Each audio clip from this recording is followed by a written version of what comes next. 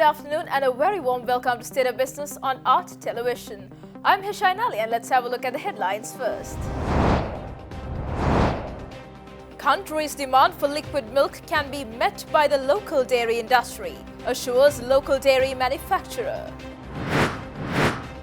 Cumulative earnings from tourism during the first 7 months of 2020 records a 54.9% drop in comparison to 2019.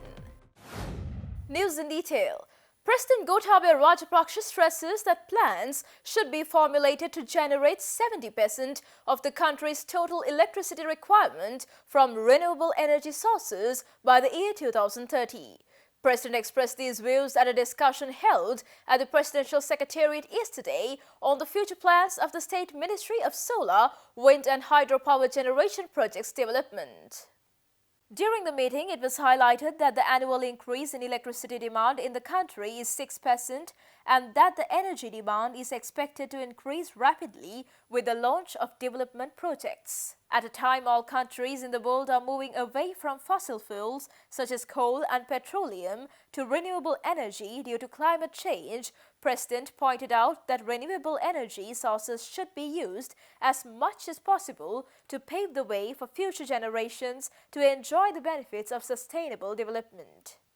President emphasized that the institutions that have the power to approve a project should prepare and maintain feasibility reports and the approval should be granted expeditiously and that if approval is not given when requested for a project within 14 days, it should be considered as approved. President said that if all the projects selected through the tender process are not started within 3 months, the licenses issued for them should be cancelled. Moving on, Basil Rajapaksa, who is head of Presidential Task Force on Economic Revival, pointed out the possibility of installing solar panels in connection with the 5,000 irrigation projects proposed for the renovation.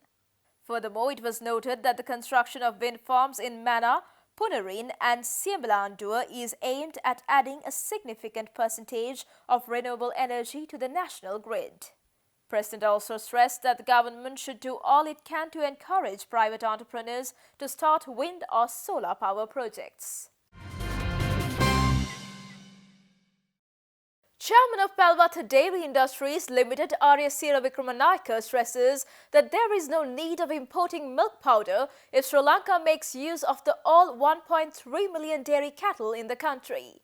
Accordingly, Chairman of Palwatha Dairy Industries, Aryasira Vikramanayake, made this assurance, speaking exclusively to Art Television, following President Gotabaya Rajapaksa instructing officials to implement a plan to meet local demand for liquid milk. 78 years back, we were self-sufficient. Every farmer was walking out of the paddy field with a cow in a hand. So we are self-sufficient. This country has 1.3 million cows. There are only 240,000 being milked out of 1.3 million cows. All what you need is put tanks and collect it and bring it to process it. Or the farmers take their own milk in that area and use it without using imported milk. So now all what you need is government to stop importation and or let them import but keep the tax protection like what they did in India. They put a tax protection, 160 rupees tax.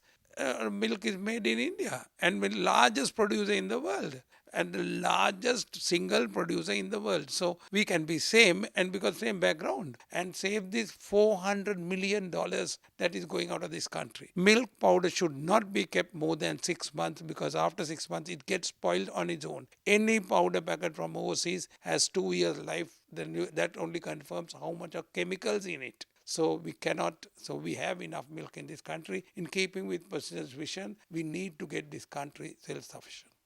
Speaking further, Chairman of Palwatha Dairy Industries, Aryasira Vikramanayake, added how Palwatha Industries has leveraged on the international markets in exporting local dairy products and bringing foreign exchange to the country.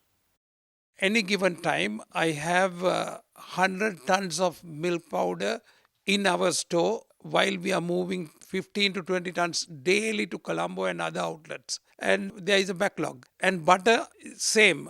The country's requirement is about 1.5 tons a day And one factory can produce much more than that. I have three factories. So we have to export because we are buying $5,000 million worth of cars, motor bicycles from Japan.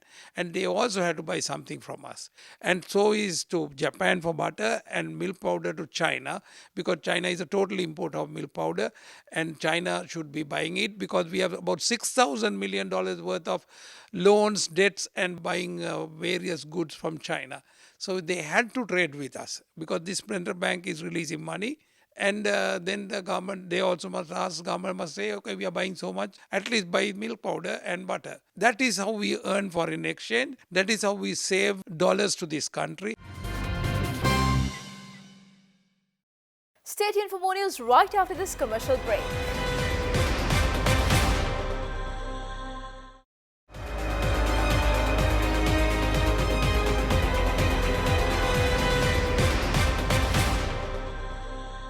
Welcome back after the break.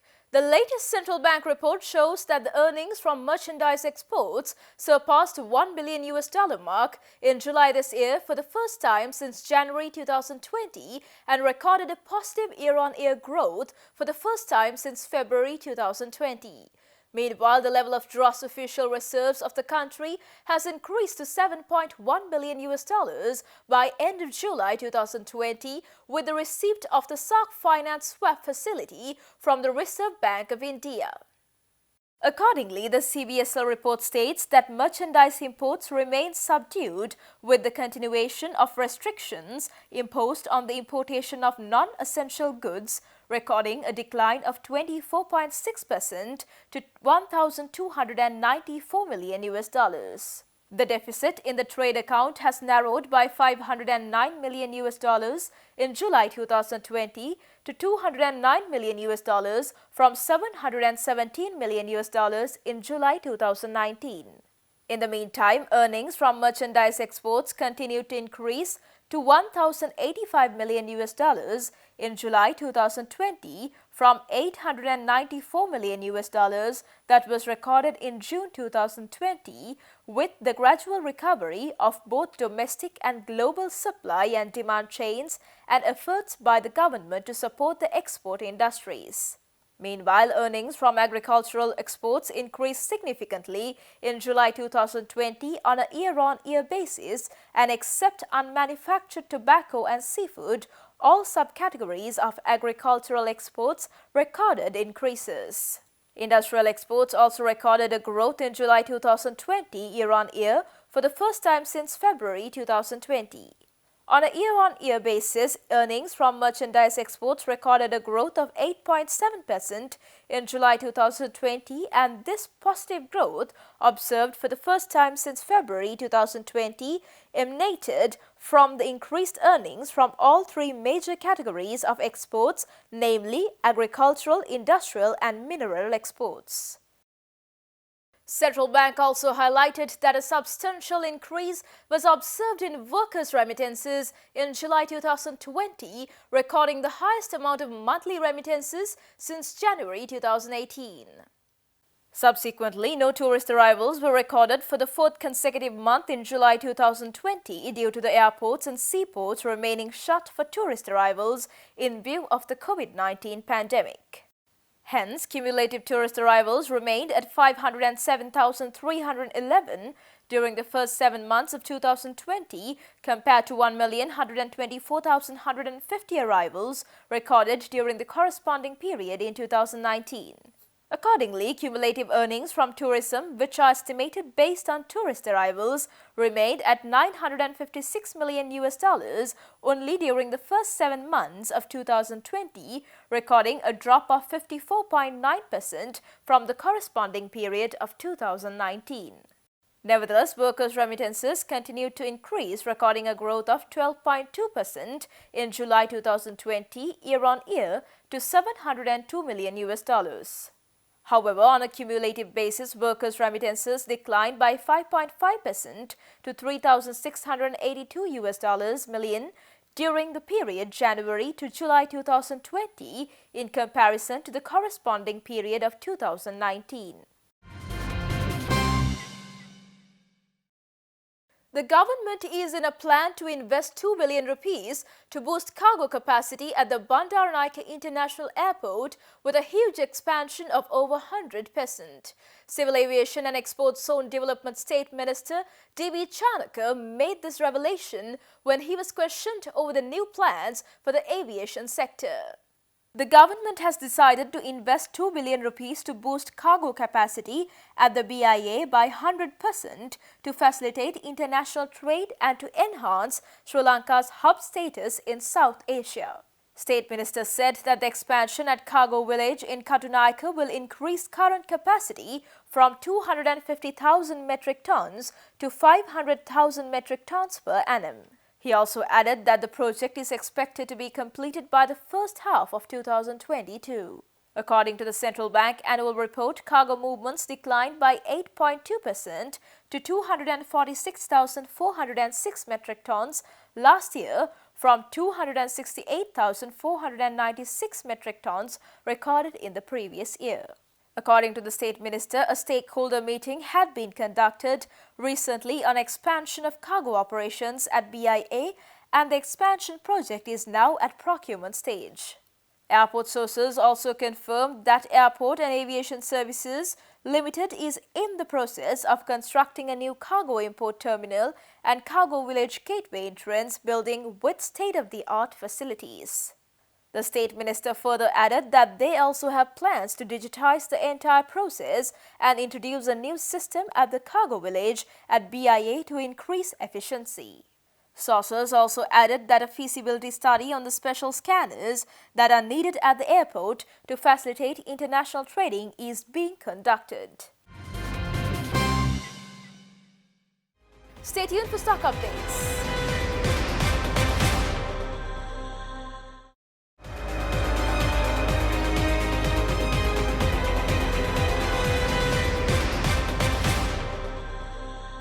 Welcome back after the break. The trading at Colombo Stock Exchange ended on a positive note today. The all-share price index gained 43.09 points to close at 5,533.69 and the S&P SL20 gained 6.56 points to close at 2,389.33. The turnover was 3.2 billion rupees and over 157 million shares were traded. Up next are forex rates.